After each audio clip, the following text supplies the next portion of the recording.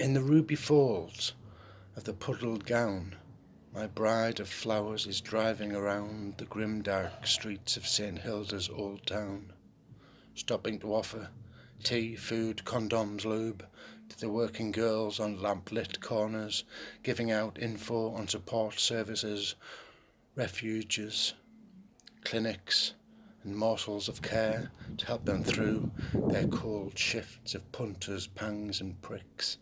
Years later, we're walking home from the pub when a woman rears before us. "Now then," she says, leaning right in my face, "you better look after her.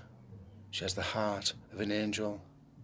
Help me get clean and off these streets, for a while at least."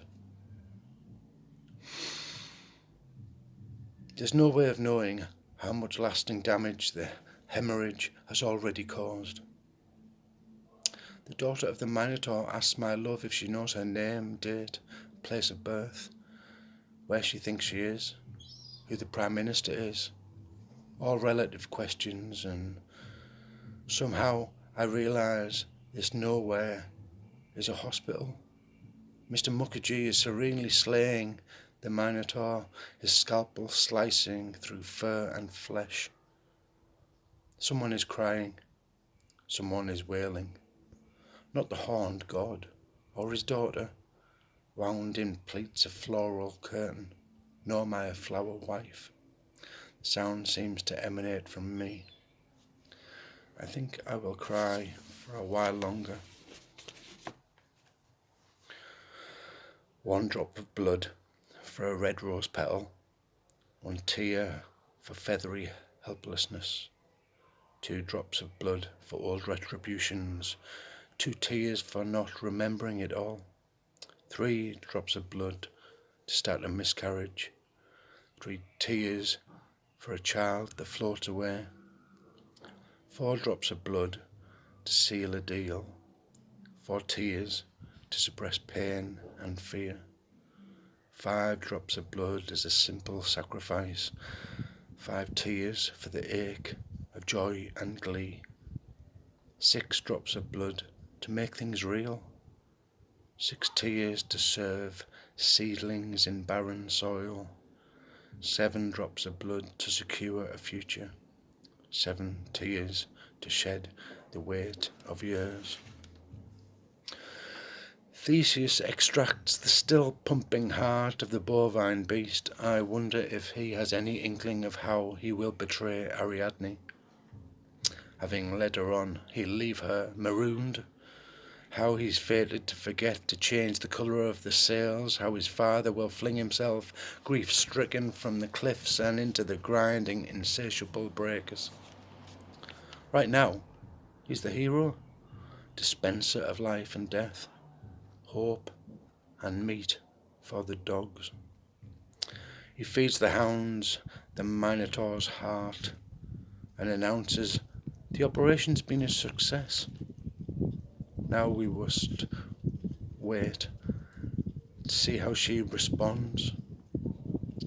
It's in the hands of the gods. Grimna, Hades, Freya, Allah, Loki, Christ, Kali, Anubis, Rod, Persephone. I hold these deities inside my head like action figures I collected as a kid. Ask each one to bless my warrior wife with the strength to climb back toward life. I'm afraid visiting time is over, says the Minotaur's orphaned daughter. It's time for you to leave. She's doing well. She needs to stay here for a breathing spell. You must have patience. Go home and rest. I lack the energy to argue or protest. So kiss my wife upon her sleeping lips. Depart through the maze toward the Styx. The waiting is a suffocated sheet I'm tangled up in and cannot escape.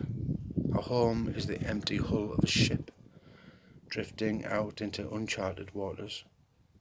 Here there be monsters. They loiter in the mirrors and speak to me in a language of sighs.